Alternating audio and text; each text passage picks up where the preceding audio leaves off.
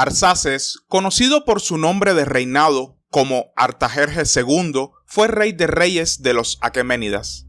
Entre los años 405 al año 358 a.C., y era hijo y sucesor de Darío II.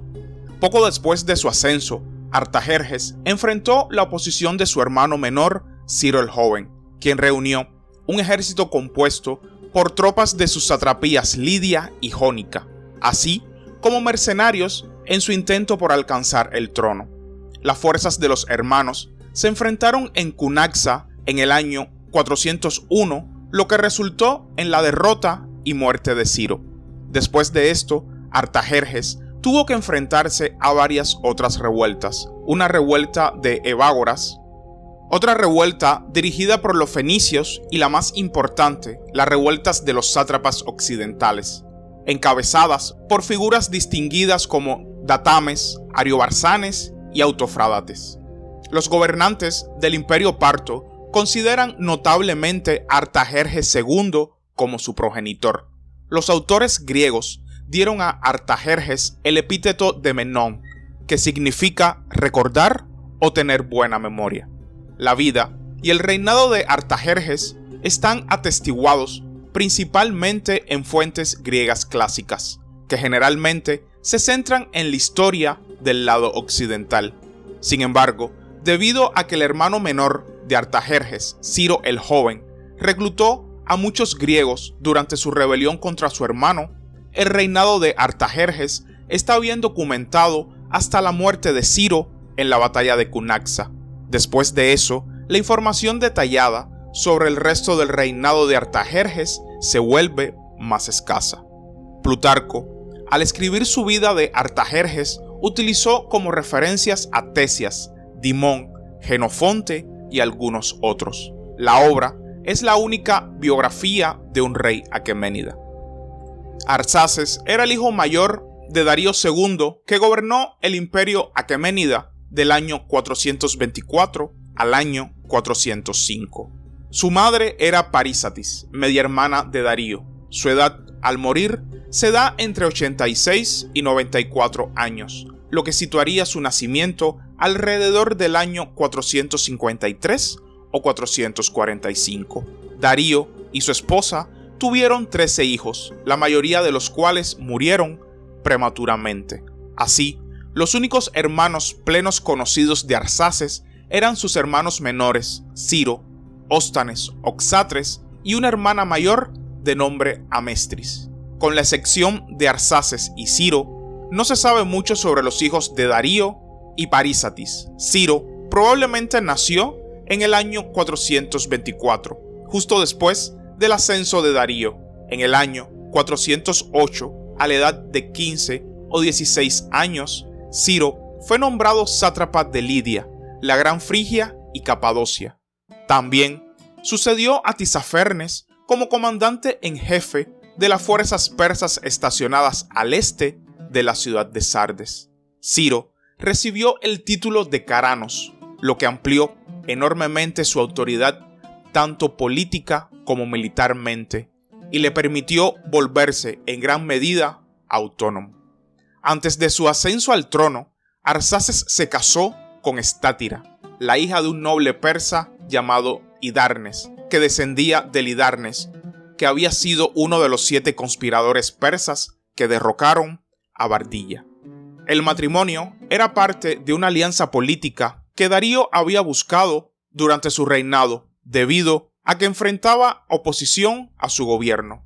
Amestris estaba casada también con el hijo de Hidarnes. Cuando Darío estaba en su lecho de muerte, Arsaces estaba a su lado. Según Genofonte, Darío convocó a Ciro, quien llegó con Tisafernes y 300 hoplitas griegos.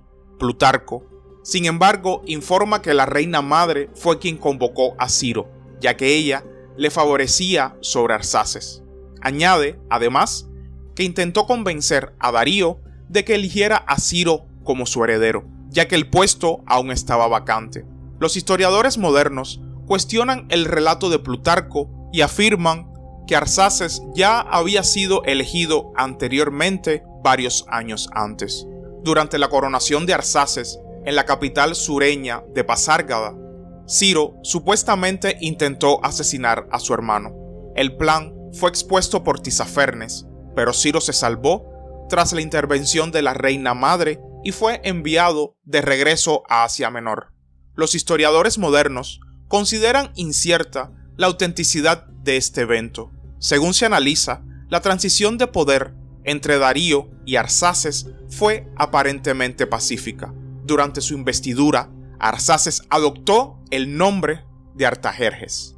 Tisafernes notó que las afirmaciones de Ciro el Joven de estar en una expedición militar para atacar Pisidia tenía muchos efectos que lo llegaron a creer que Ciro estaba planeando rebelarse. Estas afirmaciones se hicieron realidad cuando Ciro comenzó a buscar apoyo político para su campaña. Ciro encontró el apoyo de Esparta, que envió soldados a ayudar en la campaña contra Artajerjes. En particular, Ciro encontró el apoyo del reino persa de Cilicia, que contribuyó al esfuerzo mediante fondos. Durante este tiempo, debido a los informes de Tisafernes, Artajerjes comenzó a reunir una fuerza para hacer frente a la revuelta de su hermano menor. En el momento de la muerte de Darío, Ciro ya había logrado derrotar a los sirios y cilicios y estaba al mando de un gran ejército formado por sus partidarios iniciales, más aquellos que se habían unido a él en Frigia y más allá. Al enterarse de la muerte de su padre, Ciro el Joven declaró su derecho al trono, basándose en el argumento de que nació de Darío después de que éste había ascendido al trono, mientras que su hermano había nacido antes que Darío ganara ese trono. Artajerjes inicialmente quería resolver el conflicto pacíficamente, pero las negociaciones fracasaron. Ciro también tuvo problemas con los lugareños que eran leales a Artajerjes. Artajerjes defendió su posición contra su hermano, quien con la ayuda de un gran ejército de mercenarios llamados los 10.000 intentó usurpar el trono.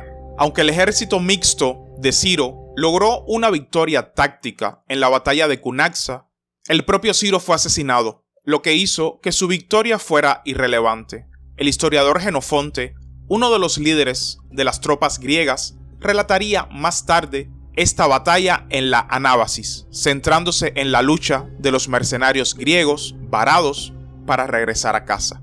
Artajerjes se vio involucrado posteriormente en una guerra con antiguos aliados de Persia, los espartanos, durante la guerra de Corinto. Los espartanos, bajo el mando del rey Agesilao II, habían comenzado invadiendo Asia Menor para redirigir la atención de los espartanos hacia los asuntos griegos. Artajerjes sucedió a sus enemigos a través de su enviado Timócrates de Rodas. En particular, los atenienses, tebanos y corintios recibieron enormes subsidios. Estos fondos se utilizaron para sobornar a los estados griegos para iniciar una guerra contra Esparta. Estos subsidios ayudaron a involucrar a los espartanos en lo que se conocería como la Guerra de Corinto. Los aqueménidas, aliados de Atenas, lograron destruir completamente la flota espartana en batalla. Después de eso, el sátrapa aqueménida de la Frigia helespóntica, Farnabazo II, junto con el ex almirante ateniense Conón, asaltaron las costas del Peloponeso, ejerciendo una mayor presión sobre los espartanos. Esto alentó el resurgimiento de Atenas, que comenzó a recuperar bajo su control las ciudades griegas de Asia Menor, preocupando así a Artajerjes porque sus aliados atenienses se estaban volviendo demasiado poderosos.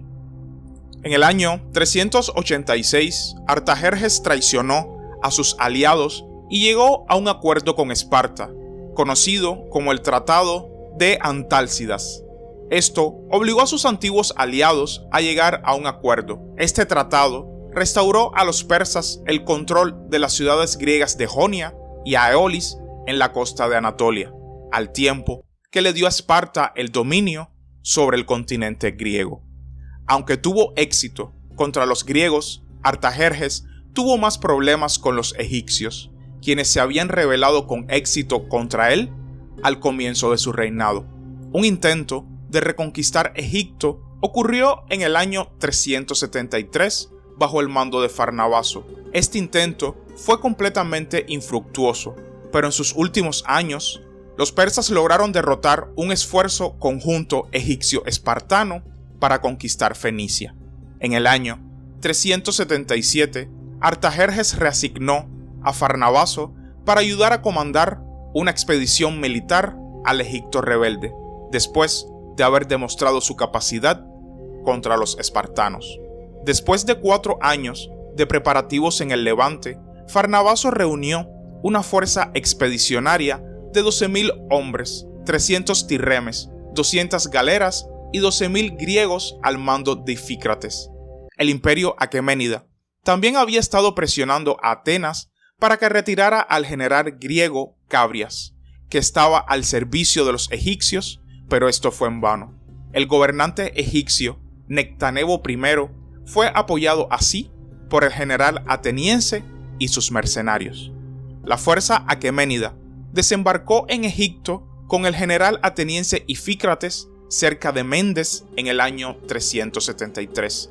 La fuerza de expedición fue demasiado lenta, lo que dio tiempo a los egipcios para fortalecer sus defensas. Farnabazo e Ifícrates aparecieron ante Pelucio, pero se retiraron sin atacarlo, habiendo añadido Nectanebo I a sus antiguas defensas, poniendo las tierras vecinas bajo el agua y bloqueando los canales navegables del Nilo con terraplenes. Las fortificaciones en el Nilo, ordenadas por el faraón, obligaron a la flota enemiga a buscar otra forma de navegar Nilo arriba.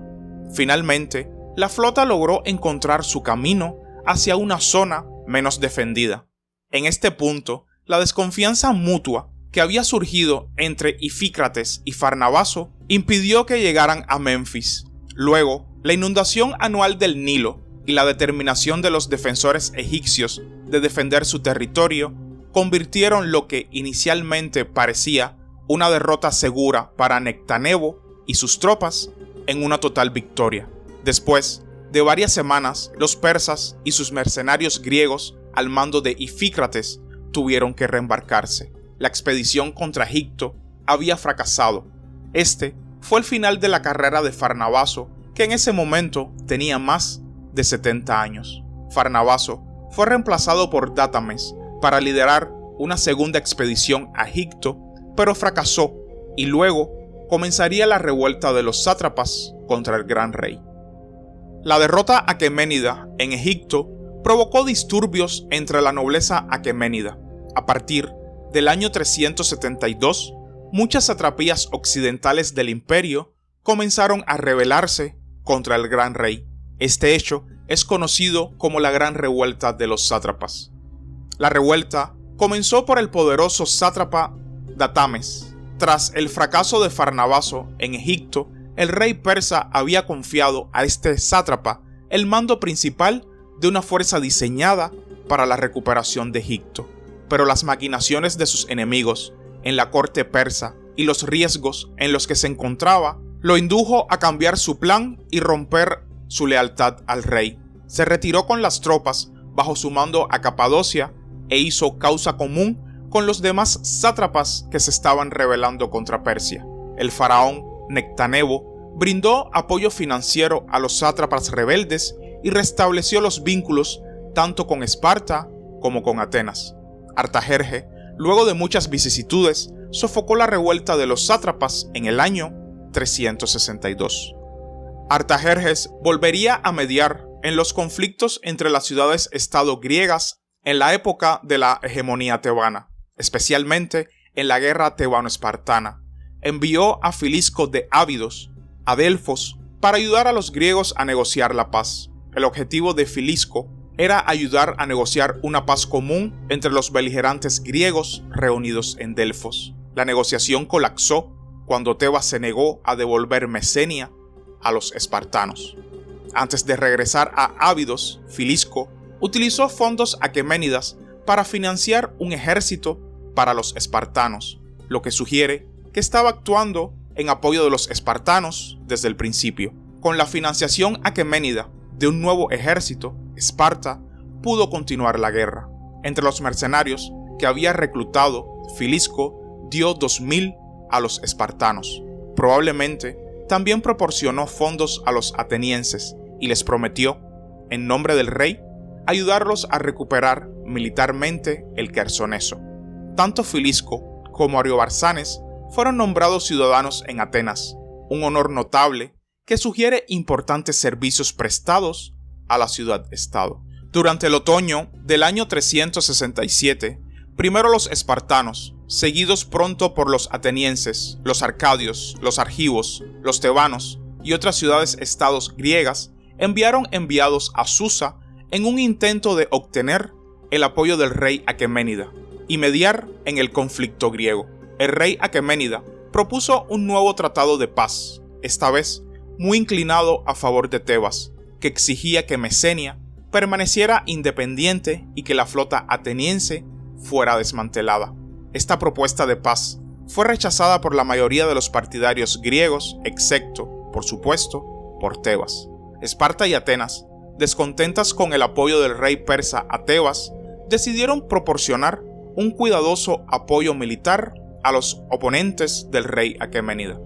Atenas y Esparta brindaron apoyo a los sátrapas sublevados, en particular Ariobarzanes. Esparta envió una fuerza a Ariobarzanes bajo el mando del anciano Agesilao II, mientras que Atenas envió una fuerza bajo el mando de Timoteo, que sin embargo fue desviada cuando se hizo evidente que Ariobarzanes había entrado en un conflicto frontal con el rey Aqueménida. Una fuerza mercenaria ateniense al mando de Cabrias también fue enviada al faraón egipcio Teos, que también estaba luchando contra el rey Aqueménida. Se conoce que en proyectos de construcción, gran parte de la riqueza de Artajerjes se gastó en proyectos de construcción. Restauró el palacio de Darío I en Susa y también las fortificaciones, incluyendo un fuerte reducto en la esquina sureste del recinto, y le dio a Ecbatana una nueva apadana y esculturas. La tumba de Artajerjes se encuentra en Persépolis y fue construida siguiendo el modelo de sus predecesores. En el registro superior de la tumba aparecen relieves del gran rey sostenido por soldados de todas las etnias del imperio. En cuanto a políticas religiosas, durante el reinado de Darío el Grande, las inscripciones aqueménidas mencionan dioses anónimos junto con Ahura Mazda, quien era considerado el dios supremo del panteón zoroástrico de la familia real. Fue bajo Artajerjes que se descubrieron por primera vez las identidades de estos dioses. En una inscripción trilingüe en Susa invoca a las deidades Anágita y Mitra junto al de Ahura Mazda. Artajerjes fue por tanto el primer rey aqueménida conocido por reconocer Anágita, que era la divinidad de las aguas y por tanto asociada con la fertilidad, la curación y la sabiduría. Promovió su culto, erigiendo templos y estatuas de la diosa en todo el imperio. Esto incluyó las ciudades de Ecbatana, Susa y Babilonia. El imperio persa, bajo Artajerjes, fue visto como potencia política que tuvo muchas complicaciones desafortunadas, como las numerosas guerras con Grecia. Un aspecto de su legado que tendría gran influencia entre sus sucesores fue el conflicto con Ciro el Joven.